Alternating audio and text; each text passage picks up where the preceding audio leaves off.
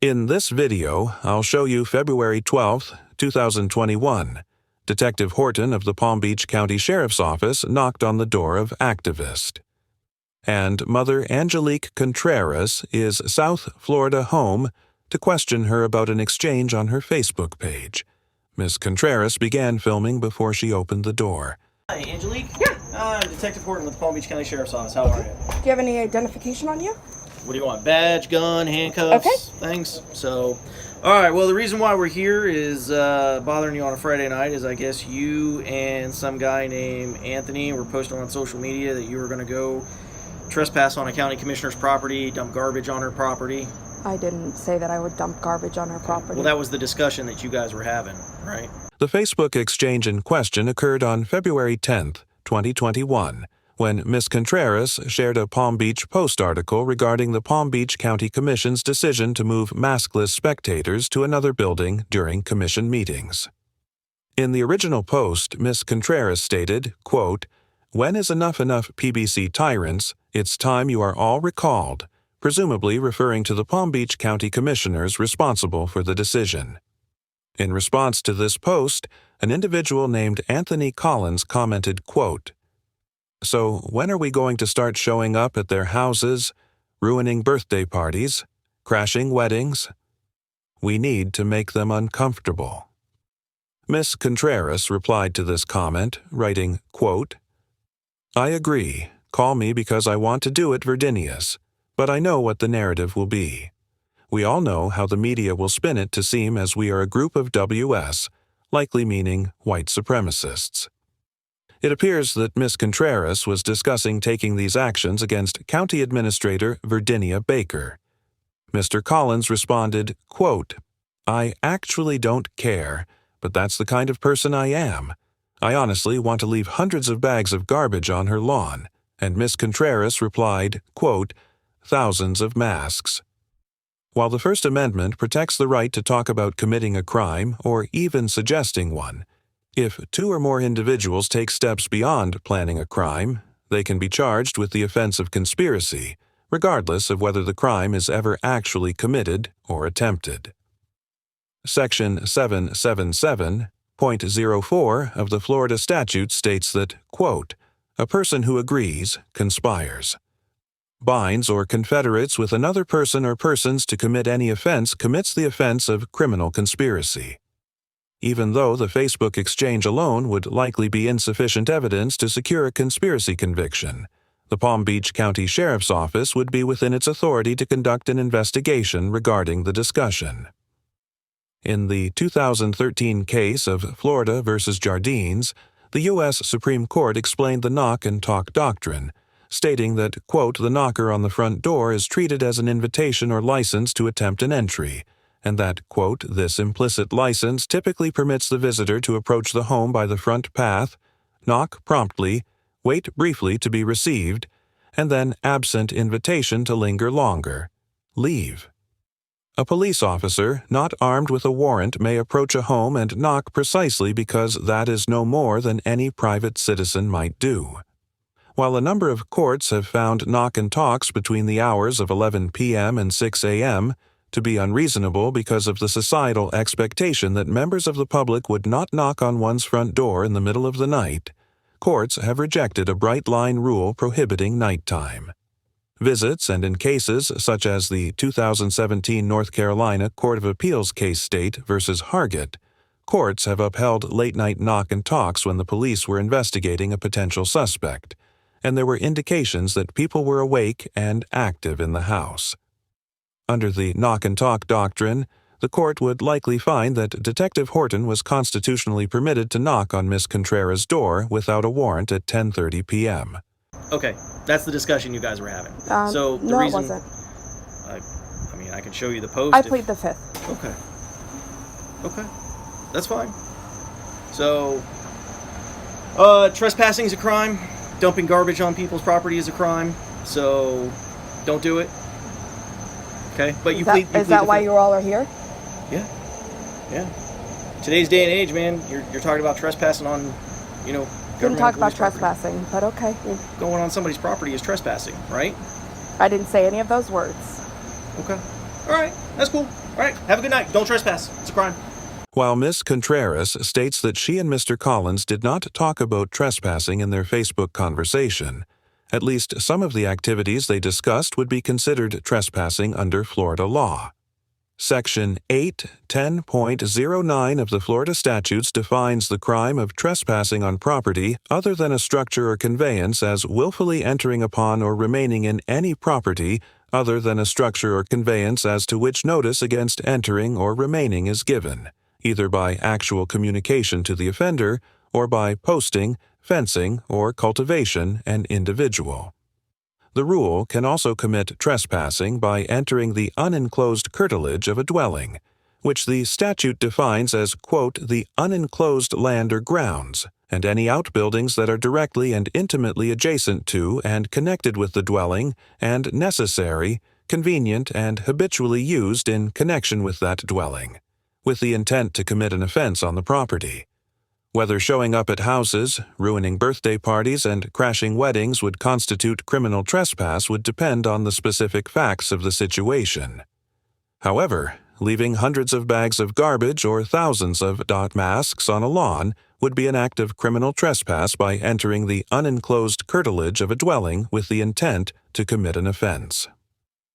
Section 403.413 of the Florida statutes prohibit dumping litter, quote, in any manner or amount in or on any private property unless prior consent of the owner has been given, and unless the dumping of such litter by such person will not cause a public nuisance or otherwise be in violation of any other state or local law, rule, or regulation. The statute states that the word dump means, quote, to dump, throw, discard, place, deposit, or dispose of.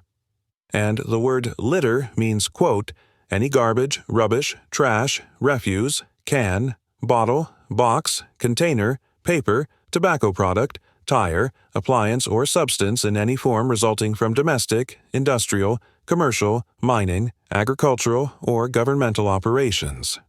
Given the broad range of these definitions, leaving bags of garbage or thousands of masks on an individual's lawn would unquestionably constitute a violation of Florida's littering statute in nearly every conceivable situation.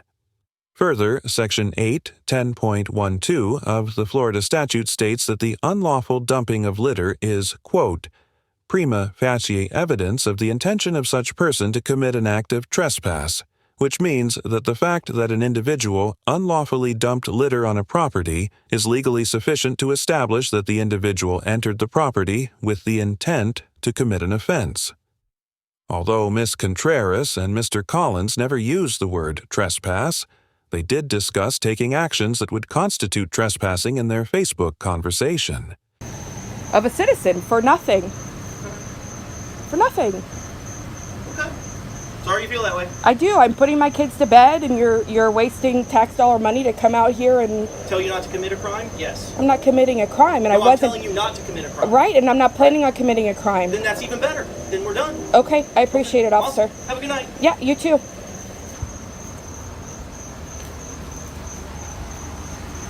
Can I get everybody's badge number? Sure. 33093. 33093 and your name? Officer, you're on my property, so your name? Horton, Horton. Okay, your Like name, the Dr. officer? Seuss book. That were hiding in the corner there? Stockwell, 18352. Okay, and this woman that was on my property as well? She's not a civilian. She was on my property. I'd like to know her name. Mine's on 19477. I'm sorry? 19477. But what was the civilian's name? She was on my property. I think I have a right to know that. No, she was on. This is my property. I have a right to know who this Ma'am, woman is. Here's the deal. We've identified all the law enforcement officers on your property. But I would like to know who Okay. the stranger Okay. was that was trespassing. Officer, but she was trespassing on my property. Although Ms. Contreras demands that the officers provide her with the name of a civilian who she claims was on her property, there is no law that would require the officers to do so, and if the woman was a potential victim or the legal representative of a potential victim, it could be considered a violation of Florida law for the officers to provide her information to Ms. Contreras. Article 1, Section 16 of the Florida Constitution, which defines a victim as, quote, a person who suffers direct or threatened physical, psychological, or financial harm as a result of the commission or attempted commission of a crime or delinquent act, or against whom the crime or delinquent act is committed, states that beginning at the time of their victimization, victims and their legal representatives are entitled to quote the right to prevent the disclosure of information or records that could be used to locate or harass the victim or the victim's family, or which could disclose confidential or privileged information of the victim.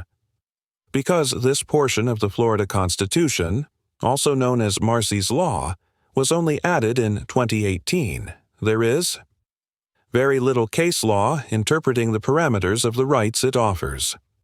However, it is certainly conceivable that a court would find that a Palm Beach County commissioner who felt threatened by the Facebook exchange or the legal representative of one was entitled to this protection. Ms. Contreras also claims that the woman was trespassing on her property, and although the video is too dark to see where the woman was standing, it is highly unlikely that the woman could have been trespassing wherever she was standing. As we discussed earlier, Section 810.09 of the Florida statute states that an individual. The individual can trespass by entering property when notice against entering is either communicated to the offender personally or by posting, fencing, or the cultivation of crops, or by entering the unclosed curtilage of a dwelling with the intent to commit an offense. Here, there is no evidence that the woman would be on notice not to enter the property, as there do not appear to be any signs, fences, or cultivation. And there is nothing to suggest that the woman had entered or remained on Ms. Contreras' property with the intent to commit a crime. We've identified all the law enforcement. Right? She was trespassing on my property. She didn't have No, she was right here on the sidewalk. That's not trespassing. Sir, she was not standing on the sidewalk. She was actually right there, and I have video evidence of it. Ma'am, we're not going to debate curtilage. Listen. Does the woman work for the county? You pled the fifth. Does the woman work for the county? Are you changing your mind? Does the woman work for the county? I think I have a right to ask questions when you're at my house. Okay. She was on my property. She was on public property. No, she was on my property. I have video of it, officer. We're not going to argue. We've identified all the law enforcement officers. Who was the woman that was on my property? Have a good night, Night ma'am. on the sidewalk. Have a good night, ma'am. How do you get to ask questions of me, but I don't get to ask questions of you? No, you pled the fifth, remember? Officer, you're playing a game? I'm not playing a game. You are I'm playing a actually game. leaving. You We're are done. playing a game. I asked you who this woman was that was on my property. She's a civilian. And I've answered that question. But she was trespassing, so I'd like to file trespass on this woman. She's not allowed on my property ever again. Okay. The day after the encounter, Ms. Contreras posted her video on YouTube, Facebook, Instagram, and Twitter, writing on Facebook, quote, "Last night, PBSO trespassed on my property to intimidate me and brought an unnamed civilian to my house." In the following days, the video was picked up by several news sources and Ms. Contreras was interviewed about her experiences multiple times. She also posted a video requesting assistance in her attempts to discover who was watching her Facebook page, who requested that the police visit her home, and the name of the civilian who was with the officers.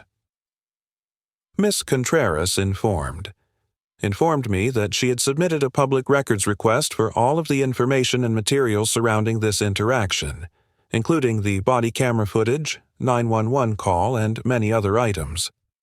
But her request was only partially fulfilled before being closed by the Public Records Department. Ms. Contreras claims that the department left out the CAD reports from the officers who visited her house when fulfilling her records request. The phrase CAID stands for Computer Aided Dispatch, which displays all of the information transmitted to an officer from the dispatcher and access. To this record would likely show whether there was a legitimate complaint made through the proper channels, if such a record exists. Another element of Ms. Contreras' request that was not provided was information surrounding police contact with Palm Beach County Commissioner Melissa McKinley's 19-year-old daughter, Annika, who had tweeted similar and arguably more serious sentiments directed at Florida Governor Ron DeSantis just 3 months prior. Annika's tweets stirred up controversy in the Palm Beach area, with several local and national outlets covering the story in response to the tweet. Ms. Contreras attended a commissioner meeting on November 17th to voice her disagreement with Annika's behavior. When I spoke to Ms. Contreras, she questioned whether police ever made contact with Annika for her tweet and said that she believes the police were being used to intimidate her. It should be noted that Ms. Contreras is an organizer with the South Florida Freedom Advocates, which is a right-wing advocacy group that has attended Palm Beach commissioner meetings regularly. Ms. Contreras said that she's still deciding where to go from here, but she may pursue legal action if she is able to gather the appropriate evidence. Overall, Detective Horton and the Palm Beach County Sheriff's Office get a B+ because without more evidence to suggest otherwise, none of their conduct was outside the bounds of their authority. It appears as though Ms. Contreras contends that one of the commissioners directed the officers to make contact with her in retaliation for her Facebook post and continued presence at the commissioner meetings. But there are relatively reasonable explanations for some of her points, as mentioned in the episode. The Palm Beach officers would have been well within their authority to conduct an investigation into Ms. Contreras based on her posts, especially if County Administrator Baker made a formal complaint. It is likely that no police contact was made with Annika McKinley because Governor DeSantis did not file a complaint against her over her tweet. But it is very possible that County Administrator Baker did file a complaint and prompt an investigation, regardless of whether the officers actually believed that Ms. Contreras intended to commit a crime, knocking on her door and discouraging her from. Doing so may have been seen as a way to peacefully and lawfully resolve the dispute rather than an intimidation tactic. Whether or not the complainant made a formal complaint through a 911 call or another means of contact with the department is relatively inconsequential. So it likely would not matter if a commissioner contacted someone within the department directly to inform them of Ms. Contreras's Facebook posts. As discussed on many episodes of ATA, members of law enforcement can investigate tips given directly to them, especially when they are corroborated with some form of evidence and if someone complains. To an officer about the posts and the department decided to launch an investigation, then the legality of this interaction is clear. The Palm Beach officer's decision to allow a citizen to remain on the scene while contacting Ms. Contreras was no doubt unprofessional, and their refusal to issue a legitimate trespass notice to the citizen was also negligent. Although much of their conduct can be seen as legal, the Palm Beach County Sheriff's officers failed to exercise the appropriate professional discretion, and the department refused to honor Ms. Contreras's public records requests. Ms. Contreras also gets a B+ because although what she said in her Facebook post may have served as legitimate grounds for an investigation, she was well within her rights to say it, and it's easy to understand why she reacted the way she did when this encounter is viewed from her perspective. Ms. Contreras is passionate about certain political topics, and she regularly expresses dissent at the commissioner meetings. Given the fact that the sheriff's office either refuses to surrender the documents relating to this interaction or those documents don't exist, it's not unreasonable for Ms. Contreras. Ducked that no formal complaint was filed, and this encounter was the product of a government official using the police to issue an informal warning.